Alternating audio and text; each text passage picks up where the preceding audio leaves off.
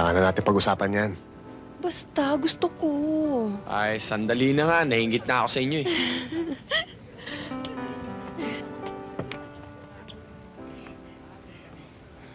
Pita! Baba!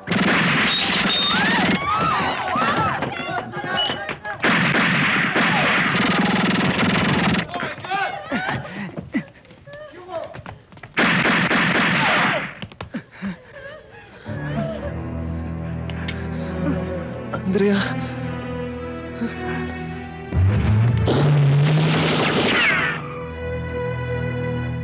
Pita? Pita! Pita! Pita! Tara na! Wala na tayong magagawa, pati ni si Andrea. Kailangan daling kita sa ospital. Tara na!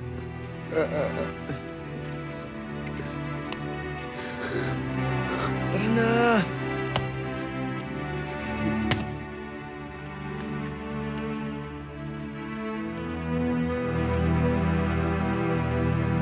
Ano ba nangyari? Inambush kami sa restaurant. Si Andrea nga patay.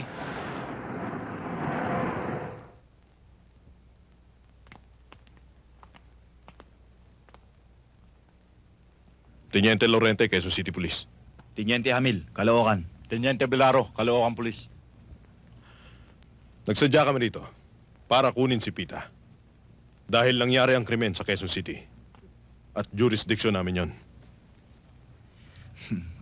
Tiniente, kami unang nakarating dito. Marami siyang kaso sa Caloocan. Hindi namin siya pwedeng ibigay sa inyo.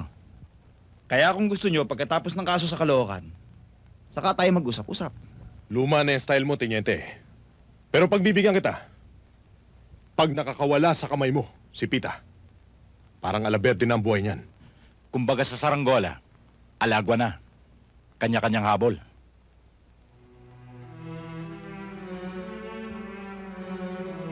Let's go, men. Galing mo siya rito sa rest house, ha? Para dito siya makapagpahinga. At kumuha ka na mag-aalaga sa kanya, yung mapagkakatiwalaan.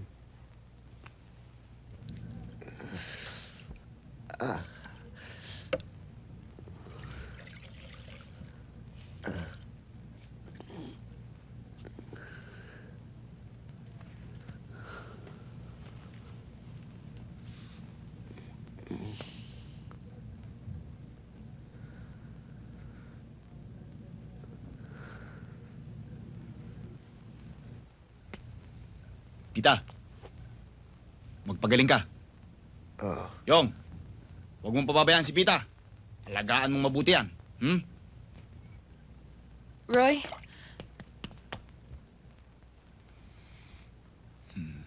Baka makalimutan mo. Tagapag-alaga ka lang.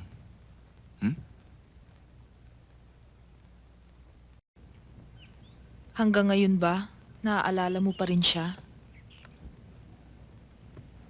Paano ko makakalimutan ng isang taong pagkatapos kong mahalin? Mawawala na pala.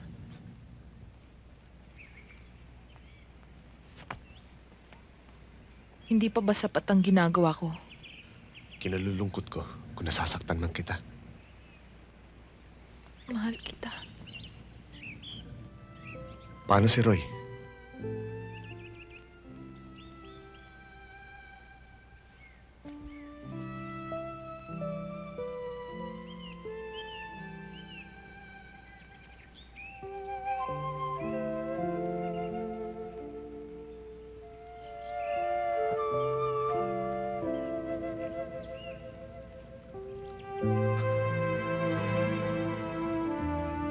Ang totoo, hindi man bato puso ko para hindi ko maramdam ang mga ginagawa mo.